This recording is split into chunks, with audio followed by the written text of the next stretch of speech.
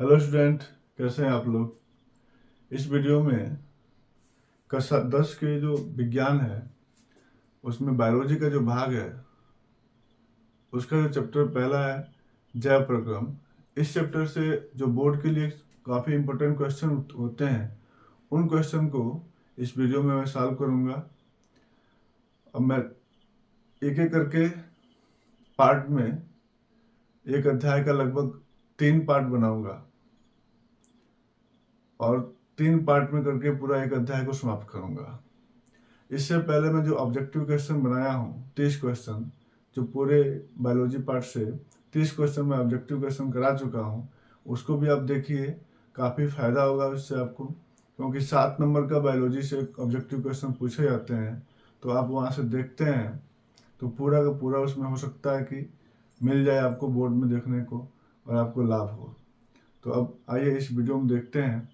जो पहला क्वेश्चन है वह है श्वासोच्छ्वास तथा श्वसन में अंतर लिखिए। ये बहुत बार पूछा गया क्वेश्चन है और ये पूछा जाता है बार बार कि श्वासोच्छ्वास तथा श्वसन में अंतर लिखिए। श्वासोच्छ्वास होता क्या है? श्वासोच्छ्वास होता है कि वायुमंडल के शुद्ध वायु को फेफड़ों तक लाने तथा फेफड़े के अशुद्ध वायु को बाहर निकालने की क्रिया को श्वासोच्छ्वास कहते हैं। तो यह क्रिया जो है श्वासोच्छ्वास की क्रिया, यह कोशिका के बाहर होती है। जो श्वासोच्छ्वास की क्रिया है कोशिका की बाहर होती है। तो अंतर यहीं से लिखेंगे। पहला अंतर क्या लिखेंगे कि यह क्रिया कोशिकाओं के बाहर, कोशिकाओं के बाहर होता है या होती है। और ये क्रिया जो है श्वसन की क्रिया, तो श्वसन की क्रिया क्या है? श्वसन की क्रिया यानी यह क्रिया कोशिका के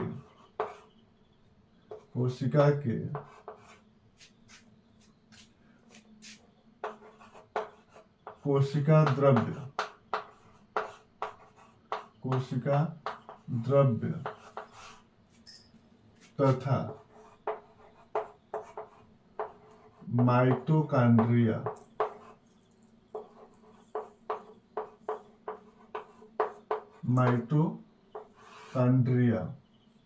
में होता है। माइटोकॉन्ड्रिया में होता है। श्वासोच्छ्वास में यह क्रिया कोशिका के बाहर होती है और यह क्रिया कोशिका की कोशिका द्रव्य तथा माइटोकॉन्ड्रिया में होता है। अब श्वासोच्छ्वास में दूसरा क्या है? तो श्वासोच्छ्वास में दूसरा ये है कि इसमें श्वासोच्छ्वास की जो प्रक्रिया है इसमें कोई नया पदार्थ नहीं बनता है, मतलब ये भौतिक क्रिया है। तो लिखेंगे यहाँ पे कि यह भौतिक क्रिया है, यह भौतिक क्रिया है। और इधर जो है इसमें नया पदार्थ बनता है, क्योंकि ये ग्लूकोज टूटता है इसमें। तो इसको लिखते हैं कि यह रासायनिक क्रिया है। इसमें नया पदार्थ बनता है, ये ग्लूकोज को तोड़ता है ऑक्सीडेशन करके, और इसमें कोई नया पदार्थ नहीं बनता है। तीसरा अंतर क्या है इसमें? आप देख रहे हैं कि ये जो लिखा गया है कि भौतिक क्रिया है, मतलब कि श्वासोच्छ्वास में हम वायुमंडल के शुद्ध वायु को नाक से ग्रहण करते हैं और फेफड़ा तक ले आते हैं और फेफड़े के अशुद्ध वायु को बाहर निकालते हैं। तो ये केवल वायु जा रहा है आ रहा है, इसमें कोई नया पदार्थ बन नहीं रहा है। तो ये भौतिक क्रिया है। और इसमें हम ऑक्सीजन को ग्रहण करते हैं और उस ऑक्सीजन के उपलब्ध में ग्लूकोज टूटता है। तो ये रासायनिक क्रिया है। अब जो तीसरा अंतर है कि इसमें बीकर की आवश्यकता नहीं होती है, एंजाइम की। यानी इस क्रिया में बीकर की आवश्यकता नहीं होती है, मतलब इसमें कोई भी बीकर एंजाइम भाग नहीं लेता है। और इसमें क्या है कि इस क्रिया में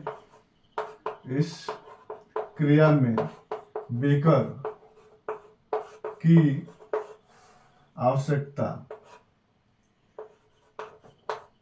आवश्यकता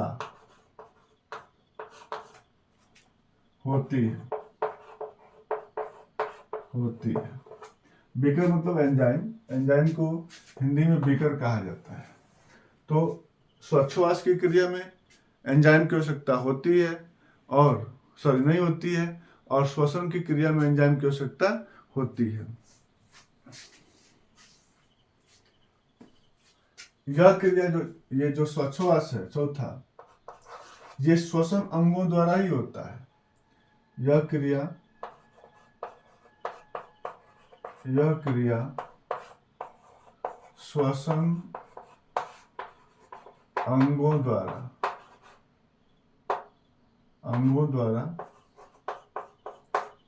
होता है। और इसमें श्वसन अंगों के साथ साथ आप देख रहे हो कि कोशिका द्रव माइटोकॉन्ड्रिया इसमें जा रहा है, तो ये श्वसन अंगों के साथ साथ अन्य अंगों की भी आवश्यकता होती है। तो हम ऐसे लिख सकते हैं कि इस क्रिया में चौथा नंबर है, इस क्रिया में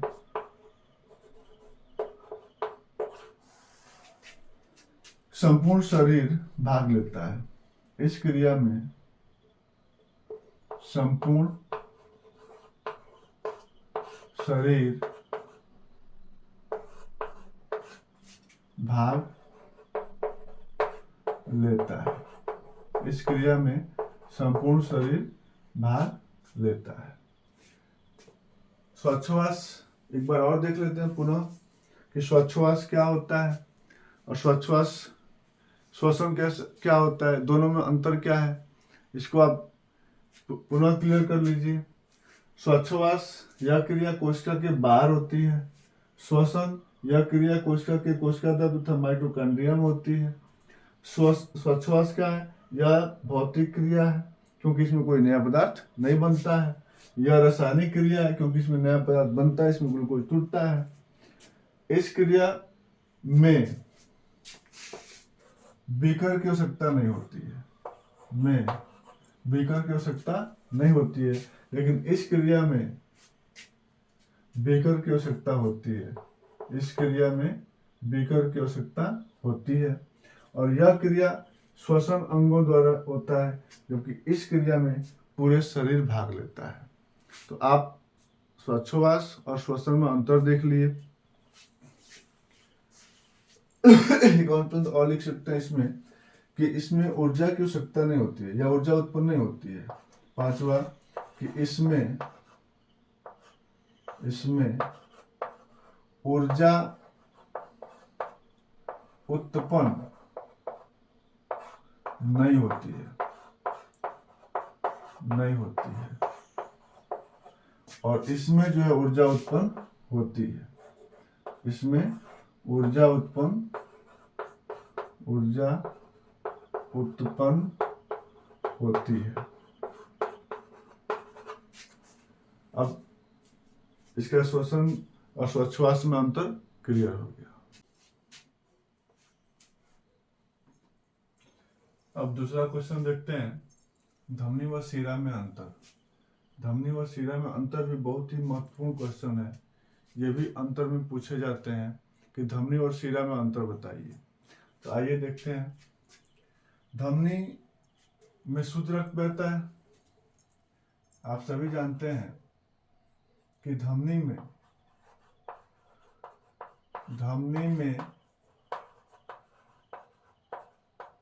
शुद्ध रक्त बहता है। जबकि शिरा में कैसा होता है, शिरा में अशुद्ध रक्त बहता है, शिरा में अशुद्ध रक्त बहता है, शिरा में अशुद्ध रक्त बहता है।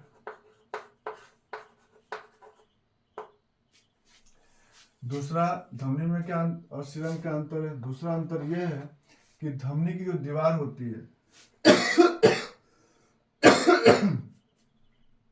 धमनी की जो दीवार होती है वो मोटी होती है। धमनी की दीवार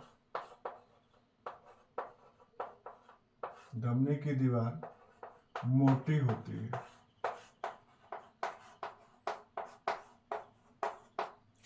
धमनी की दीवार मोटी होती है और शिरा का दीवार पतली होती है।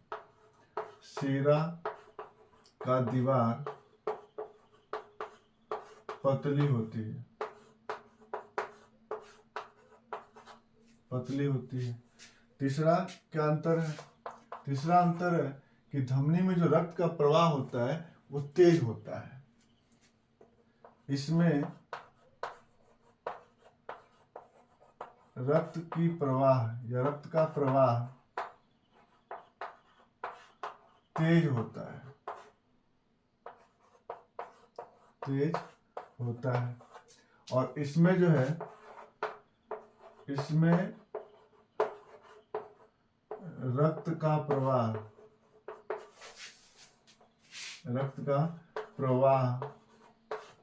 धीमा होता है।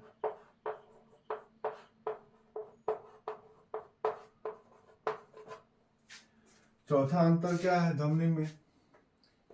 चौथा अंतर है कि धमनी में कोई वाल्व नहीं होता है। धमनी में कोई वाल्व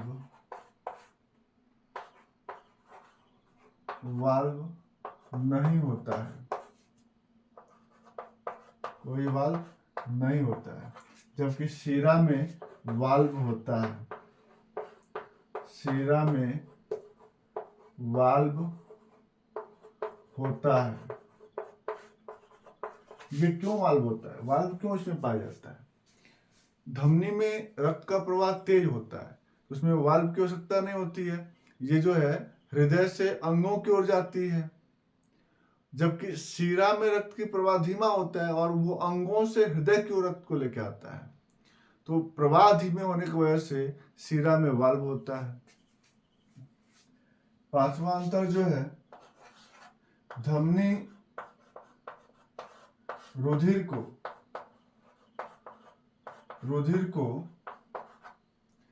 हृदय से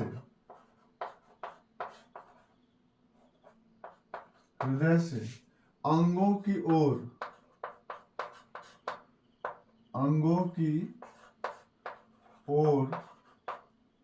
ले जाता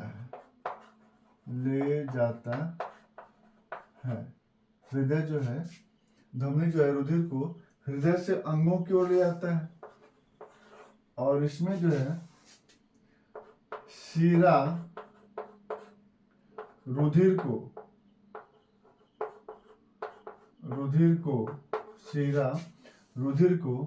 अंगों से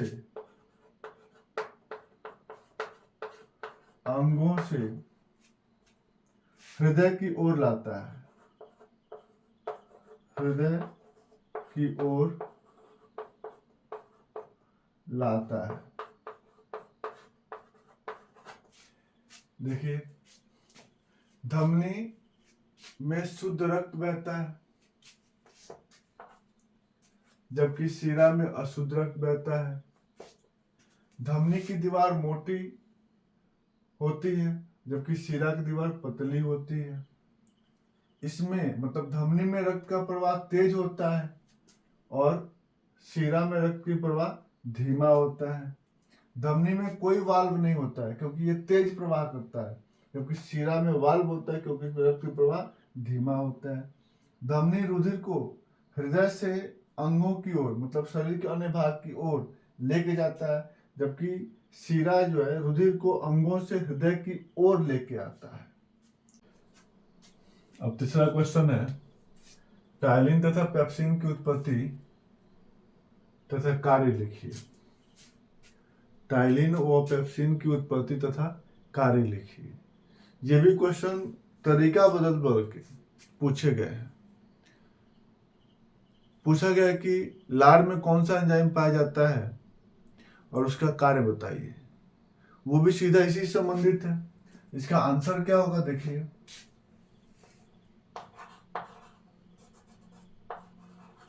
आंसर क्या होगा, टाइलिन तथा पेप्सिन की उत्पत्ति मतलब कहां से ये बनता है तथा कार्य लिखिए।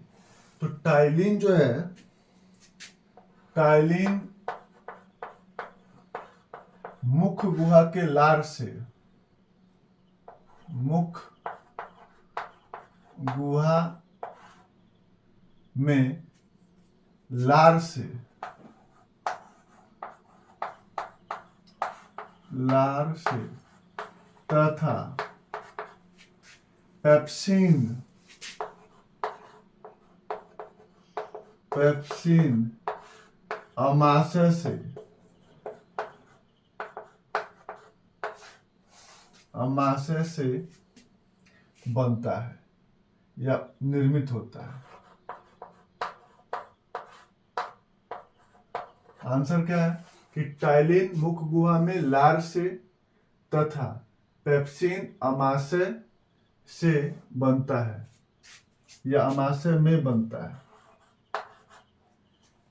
टाइलिन जो है मंड का पाचन करता है। इन दोनों का कार्य क्या है, कार्य क्या है? तो टाइलिन, टाइलिन जो है मंड का पाचन करता है, मंड का पाचन करता है। और पेप्सिन जो है, पेप्सिन, ये टाइलिन का हो गया मंड का पाचन करता है, पेप्सिन प्रोटीन का पाचन करता है। पेप्सिन जो है, पेप्सिन प्रोटीन का पाचन करता है। क्वेश्चन था कि टाइलिन तथा पेप्सिन की उत्पत्ति तथा कार्य लिखिए। तो टाइलिन मुख गुहा में लार से तथा पेप्सिन अमाशय से बनता है। टाइलिन जो है मुख गुहा में जो लार होती है उससे बनता है और पेप्सिन जो है अमाशय से बनता है। टाइलिन मंड का पाचन करता है और पेप्सिन प्रोटीन का पाचन करता है। यही क्वेश्चन दूसरे तरीके से पूछा गया है कि लार में कौन सा एंजाइम पाया जाता है और उसका कार्य क्या है। 60 क्वेश्चन में पूछे गए हैं कि लार में कौन सा एंजाइम पाया जाता है। तो लार में क्या पाया जाता है, टाइलिन। कार्य क्या है, मंड का पाचन करना। तो एक ही आंसर से दो दो क्वेश्चन बन रहे हैं। जो क्वेश्चन पूछे गए एक ही आंसर में है कि एक क्वेश्चन पूछा गया कि लार में कौन सा एंजाइम पाया जाता है, तो लार में टाइलिन पाया जाता है। कार्य क्या है, तो टाइलिन किसका पाचन करता है, मंड का पाचन करता है। और यहाँ पे जो क्वेश्चन पूछा गया है कि टाइलिन तथा पेप्सिन की उत्पत्ति व कार्य लिखिए। तो टाइलिन मुख गुहा में लार से और पेप्सिन अमाशय में बनता है। टाइलिन मंड का पाचन करता है और पेप्सिन प्रोटीन का पाचन करता है। अब चौथा क्वेश्चन है, प्रश्न संख्या 4 है,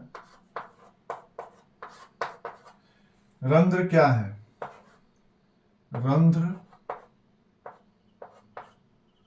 क्या है? इसके कार्य लिखिए।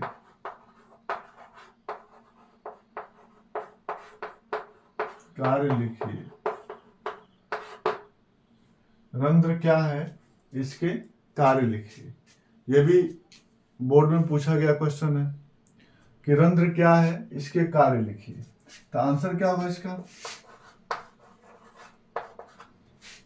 रंध्र पौधों के पत्तियां व हरे भागों में या हरे तनाव में अनेक छिद्र पाए जाते हैं। छिद्र पाए जाते हैं जिसे रंध्र, इसको क्या बोलते हैं अंग्रेजी में, स्टोमेटा, रंध्र कहते हैं।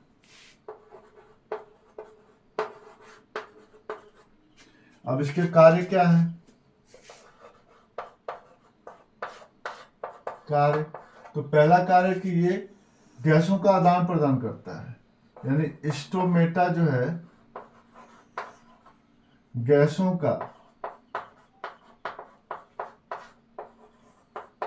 का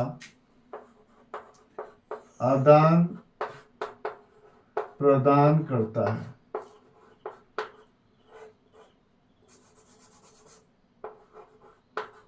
आदान प्रदान करता है, गैसों का आदान प्रदान करता है।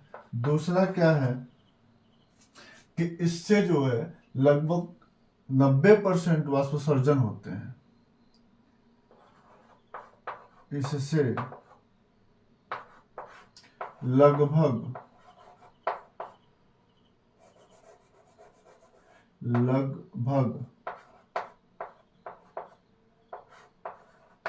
90% वाष्पोत्सर्जन होते हैं। वाष्पोत्सर्जन होता है।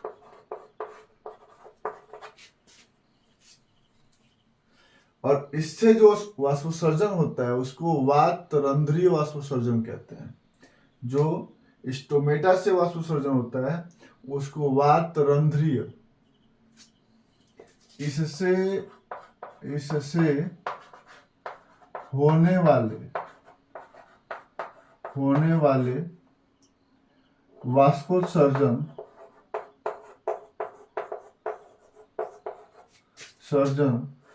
को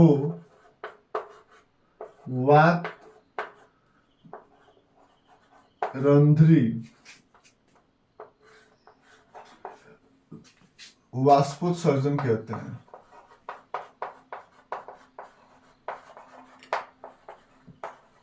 वाष्पोत्सर्जन कहते हैं।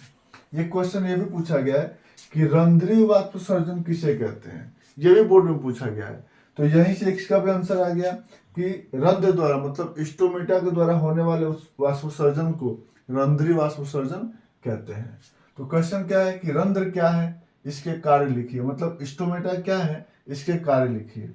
तो पौधों के पत्तियां व हरे तनाव में अनेक छिद्र पाए जाते हैं जिसे रंध्र कहते हैं।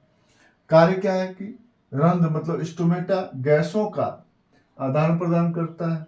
दूसरा, इससे लगभग 90% वाष्पोत्सर्जन होता है।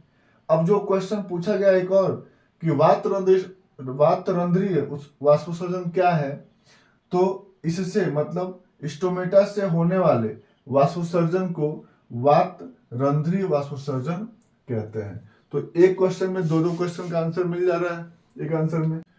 अगर आपको वीडियो अच्छा लग रहा है, समझ में आ रहा है, तो वीडियो को लाइक और चैनल को सब्सक्राइब जरूर करें। धन्यवाद।